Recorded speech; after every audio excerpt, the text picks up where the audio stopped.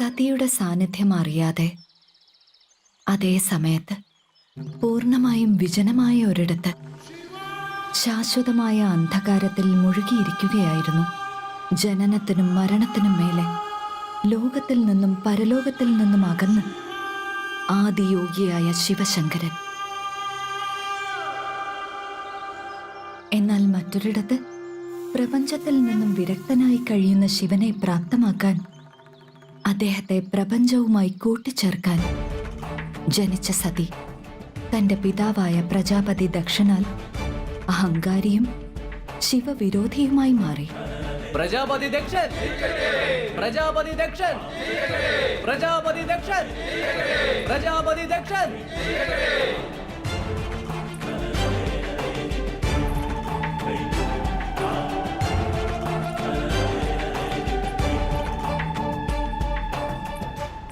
പിതാശ്രീ.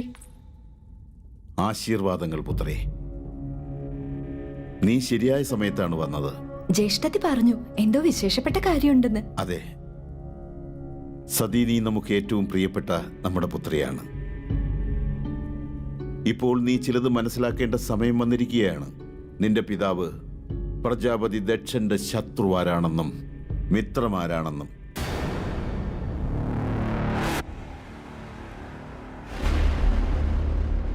ഇത് അന്യായമാണ്, ഇത് അന്യായമാണ്.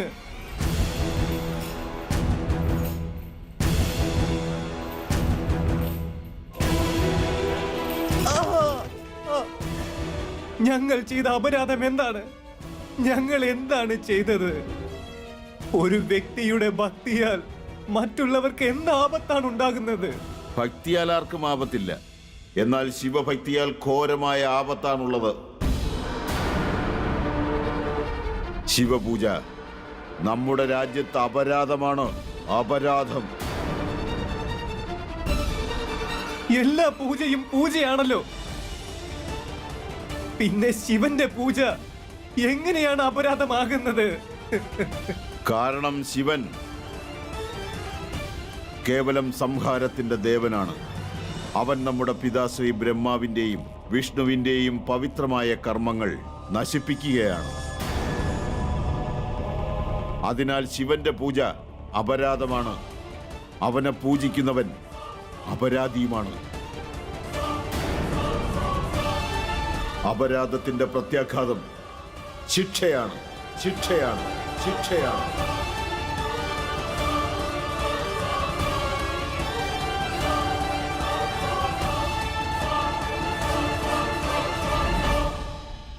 ഇവരെ കൊണ്ടുപോകൂ. ആ ശിവലിംഗം പിടിച്ചെടുത്ത് കിണറ്റിലെറിയൂ. ഇത് അന്യായമാണ്, ഇത് അന്യായമാണ് ചെയ്യുന്നത്.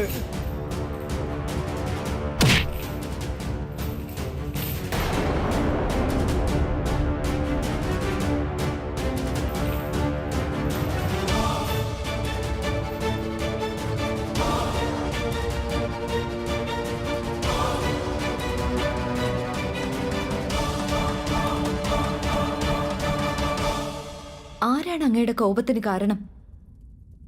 ആരാണ് ഈ ശിവൻ? നമ്മുടെ ശത്രുവാണ്. അവനോടുള്ള പ്രതികാരമാണ് നമ്മുടെ ജീവിത ലക്ഷ്യം.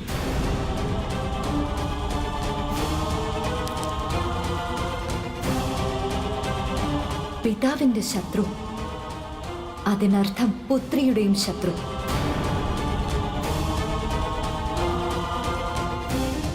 അവൻ ചെയ്ത അപരാധം? അപരാധമോ? അവന്റെ അപരാധം അറിയണമെന്നുണ്ടോ? നമ്മോടൊപ്പം വരൂ.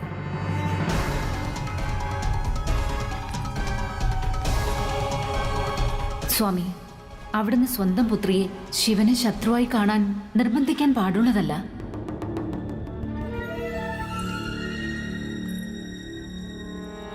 അത് നോക്കൂ, നോക്കൂ, ആ അഘോരിയായ ശിവന്റെ അപരാധത്തിനുള്ള തെളിവ്.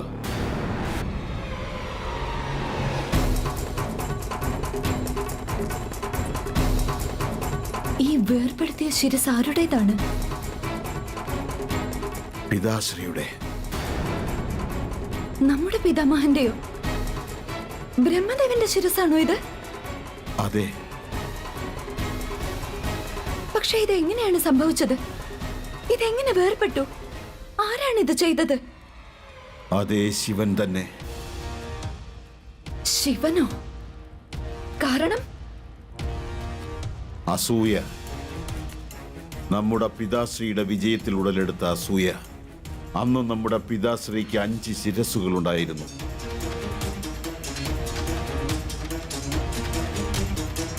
ഇത്രയും വലിയ അപമാനമാണ് അവൻ പിതാശ്രീയോട് ചെയ്തിരിക്കുന്നത്. ഇത്രയും വലിയ അപമാനം.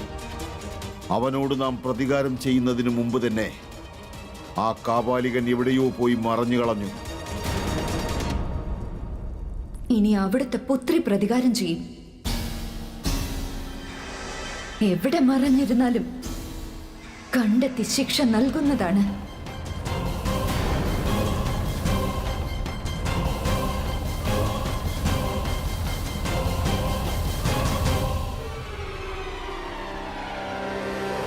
ശിവ, ഇനി നീ ഒരിക്കലും രക്ഷപ്പെടാൻ പോകുന്നില്ല. നിന്റെ സ്വന്തം ശക്തി, ആദിശക്തിയെ നിന്റെ ശത്രുവാക്കി കഴിഞ്ഞു നാം. ശത്രു.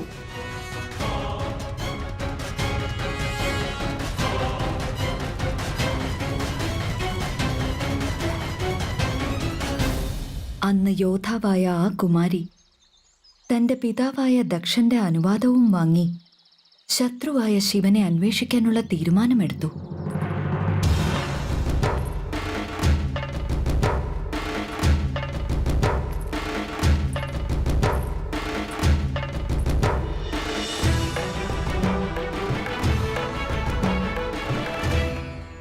ഇന്ന് നമ്മുടെ പുത്രി വേട്ടയ്ക്കായി പോവുകയാണ്. അതും തനിച്ച്.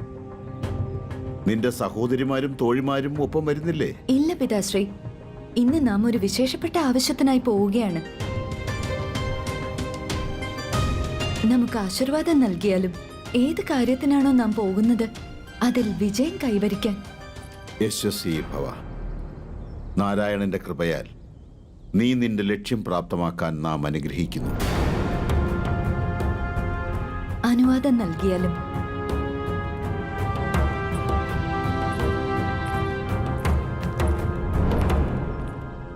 അവൾ തനിച്ചാണ് പോകുന്നത്. അവിടുന്ന് ഒരു തവണ പോലും ചോദിച്ചില്ല അവൾ എവിടേക്കാണ് പോകുന്നതെന്നോ എന്തിനാണ് പോകുന്നതെന്നോ. നമുക്കറിയാം അവൾ എവിടേക്കാണ് പോകുന്നതെന്ന്. എവിടേക്കാണ്? അവൾ അവളുടെ പിതാവിന്റെ ശത്രു ആ ശിവനെ അന്വേഷിച്ചു പോവുകയാണ്.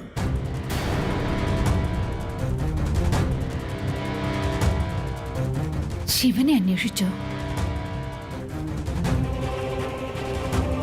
അവൾ ഇപ്രകാരം അവിടേക്ക് പോകുന്നത് നമുക്ക് ഉചിതമായി തോന്നുന്നില്ല. ഇതിൽ ഉചിതമല്ലാത്തത് എന്താണ്? അവൾ ദക്ഷന്റെ പുത്രിയാണ്. അവളുടെ പിതാവിന്റെ ശത്രു അവളുടെയും ശത്രുവാണ്. ഈ ചിന്തയിൽ അവൾ ആ കാപാലികനെ കണ്ടെത്തുക തന്നെ ചെയ്യും. അജ്ഞാത സ്ഥലത്ത് മറഞ്ഞിരിക്കുന്ന അവനെ നമ്മുടെ പുത്രി കണ്ടെത്തുക തന്നെ ചെയ്യും. അങ്ങനെയെങ്കിൽ സതി അവളുടെ ജന്മോദ്ദേശത്തിൽ നിന്നും വ്യതിചലിക്കുന്നതാണ്. അങ്ങനെ സംഭവിക്കുകയാണെങ്കിൽ ചിലപ്പോൾ നമുക്ക് വലിയ വില കൊടുക്കേണ്ടതായി വരും.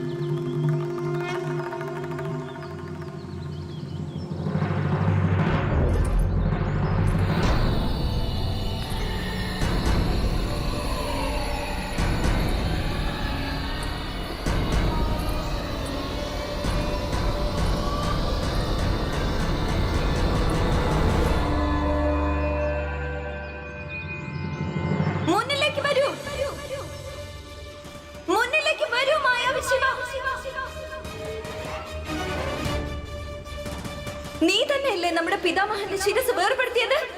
മുന്നിലേക്ക് വരൂ.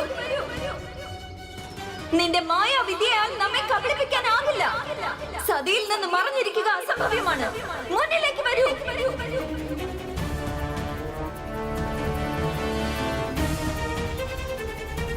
സതിയുടെ കരങ്ങളാൽ ശിക്ഷ ഏറ്റുവാങ്ങാൻ തയ്യാറായിക്കൊള്ളൂ.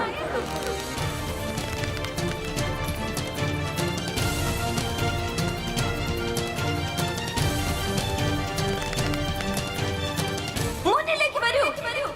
ധൈര്യമുണ്ടെങ്കിൽ മുന്നിലേക്ക് വരൂ.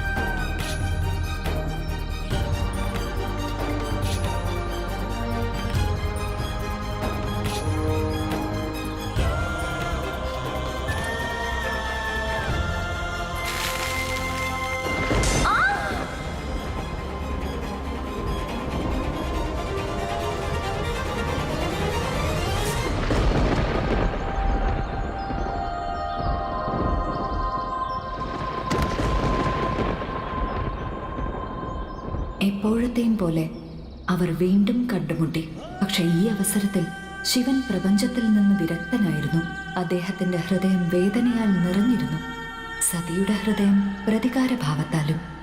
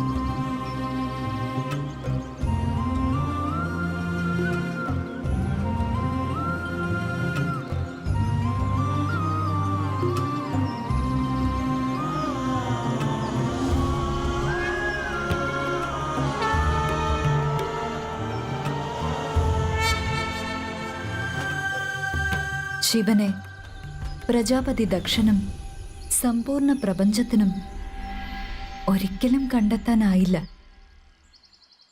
അദ്ദേഹത്തെ സതി കണ്ടെത്തി. പരിശ്രമശാലിയാണ്. എന്താണോ ആഗ്രഹിച്ചത് അത് പൂർണ്ണമാക്കി. സതിയുടെ പുറമേയുള്ള പെരുമാറ്റത്തേക്കാൾ ശക്തിയേറിയതാണ് അവളുടെ ജന്മ ഉദ്ദേശങ്ങൾ. അതാണ് അവളെ അവിടേക്ക് എത്തിച്ചത്. ആ ജന്മോദ്ദേശം തന്നെ പിരിഞ്ഞു പോയവർ ഒരുമിക്കണം എന്നതാണ്. പിന്നീട് എന്ത് സംഭവിച്ചു? രാജകുമാരി സതിയുടെ മനസ്സിൽ നിന്നും ശത്രുത അകന്നുവോ? അവർ വീണ്ടും കണ്ടുമുട്ടിയപ്പോൾ ഒന്നു ചേർന്നുവോ? ശിവനെ പ്രാപ്തമാക്കിയതിനു ശേഷവും ശിവനെ സമ്പൂർണമായി പ്രാപ്തമാക്കുക സതിക്ക് സാധ്യമായിരുന്നില്ല.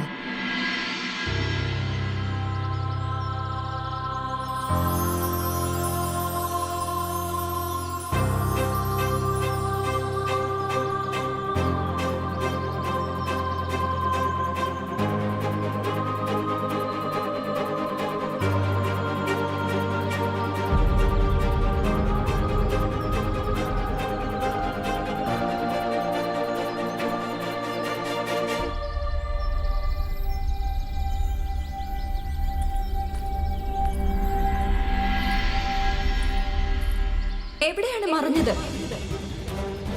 മായാവി ശിവ, എവിടെയാണ് മറഞ്ഞത്? മുന്നിലേക്ക് വരൂ. നാം ഇന്ന് നിനക്ക് നിന്റെ അപരാധത്തിനുള്ള ശിക്ഷ നൽകുന്നതാണ്. ഓർമ്മയിരിക്കട്ടെ, ഇത് പ്രജാപതി ദക്ഷന്റെ പുത്രി സതിയുടെ വാക്കുകളാണ്. ഇനി നിനക്ക് മറഞ്ഞിരിക്കാനാവില്ല. എവിടെ നിന്നാണെങ്കിലും നാം കണ്ടെത്തും. പാതാളത്തിൽ നിന്നാണെങ്കിൽ പോലും. മുന്നിലേക്ക് വരൂ ശിവ. ഒരുപാട് നേരം കാത്തു നിന്നതിനു ശേഷവും ശിവനെ അവൾക്ക് കാണുവാനായില്ല. പക്ഷെ അവൾ അവളുടെ തോൽവിയിൽ നിരാശയായില്ല. അവൾ ശിവനെ കണ്ടെത്താനുള്ള തീരുമാനത്തിൽ ഉറച്ചു നിന്നു.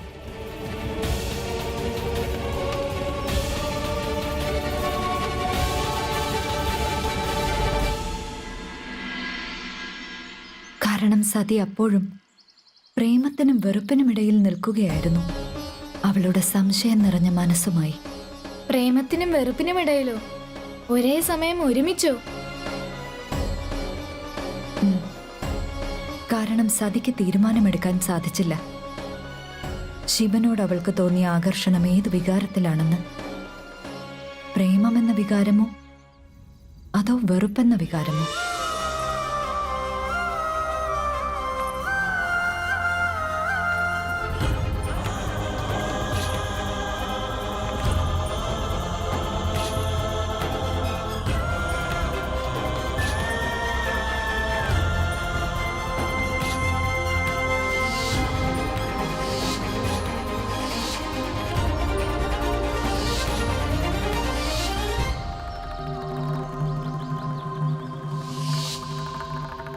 ആരാണ് ഈ ശിവൻ? നമ്മുടെ ശത്രുവാണ്. അവനോടുള്ള പ്രതികാരമാണ് നമ്മുടെ ജീവിത ലക്ഷ്യം. ഈ വേർപെടുത്തിയ ശിരസ് ആരുടേതാണ്? പിതാശ്രീയുടെ. ആരാണ് ഇത് ചെയ്തത്? അതേ ശിവൻ തന്നെ. മതി, മതിയാക്കൂ. നിന്റെ മായയാൽ സതിയെ കബളിപ്പിക്കാനാവില്ല. മായാവി ശിവ, നമ്മുടെ മനസ്സിനെ നിനക്ക് നിയന്ത്രിക്കാനാവില്ല. പിതാശ്രീ സത്യമാണ് പറഞ്ഞത്. നീ മായാവിയാണ്, നീ മായയാണ്.